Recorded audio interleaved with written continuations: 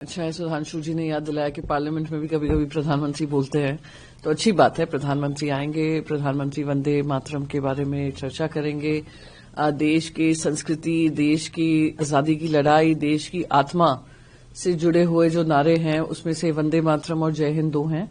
वही सरकार जिसने पाबंदी लगाई है राज्यसभा में एक नोटिफिकेशन जारी कर कि इन नारों का इस्तेमाल नहीं किया जा सकता है, वो बहुत ही दुर्भाग्यपूर्ण है। और जब वो ये चर्चा मांगे तो थोड़ा हास्यास्पद लगता है।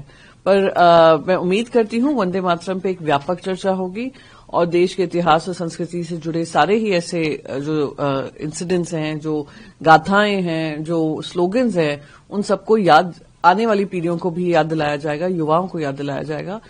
पर साथ ही साथ मैं उम्मीद ये करती हूं कि क्योंकि आने वाला वेस्ट बंगाल चुनाव है, उसको ध्यान में रखकर ये एजेंडा ना बनाया जाए और राजनीति से ऊपर उठकर देश को आगे रखकर इस पे चर्चा हो।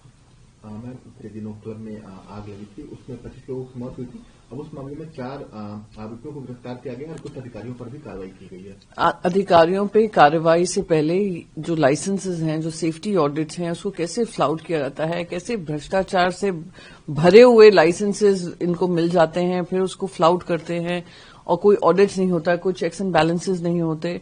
मैंने बार बार मैं यही कहूंगी कि गोवा की सरकारें हों या बाकी कोई भी सरकार हो, जहां जहां टूरिज्म ज्यादा आता है, टूरिस्ट ज्यादा आते हैं, जहां नाइट लाइफ होती है, वहां पर सरकारों की जिम्मेदारी होती है कि इंश्योर करें कि सिर्फ फाइन्स और कोई दंड देकर उनसे कह दें कि आप नॉर्म्स फ्लाउट नहीं करें तो कोई डर नहीं होता है ऐसे लोगों में। अगर डर और उनको डिसुएड करना है तो कोई ना कोई कार्रवाई, मजबूत कार्रवाई करनी जरूरी है। और उम्मीद करती हूं कि सभी जगह पे ये सेफ्टी ऑडिट्स को प्राथमिकता दी जाएगी और जो लोग उसको फ्लाउट करते हैं उस पर कार्रवाई की जाएगी।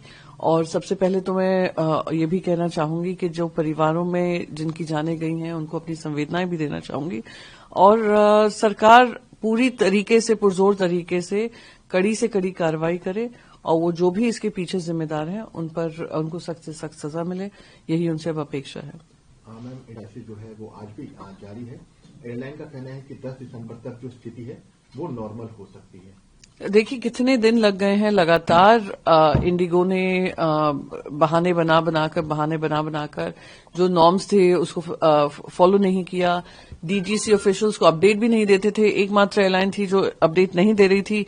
पता नहीं डीजीसी ऑफिशियल्स क्यों चुप बैठे थे, पता नहीं मिनिस्ट्री ऑफ सिविल एविएशन उनसे अकाउंटेबिलिटी क्यों नहीं तय कर रही थी। और जब इतनी बड़ी आपदा आई है, क्राइसिस हुआ है और सारी फ्लाइट्स रद्द हुई हैं, तब जाकर मिनिस्ट्री ऑफ सिविल एविएशन की आंख खुली है।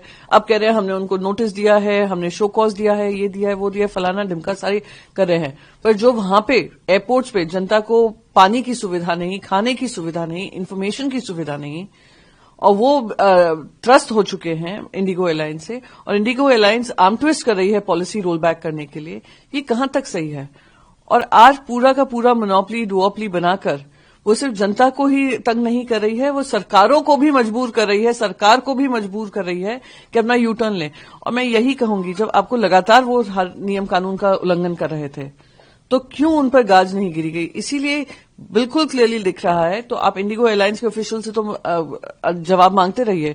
डीजीसी ऑफिशियल और मिनिस्ट्री ऑफ सिविल एविएशन में कब कार्रवाई की जाएगी? उनके ऑफिशियल्स पे कब कार्रवाई की जाएगी जो अब आंख बंद करके बैठे हुए थे जब वो नॉर्म्स फ्लाउट हो रहे थे? इसलिए I call it a matter of corruption and कल्यूजन।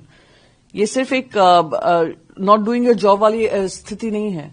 This is active corruption and कल्यूजन, जिसकी वजह से इंडिगो एयरलाइंस को लगने लगा था कि सरकार भी उनके जेब में है और पैसेंजर्स भी उनके जेब में है।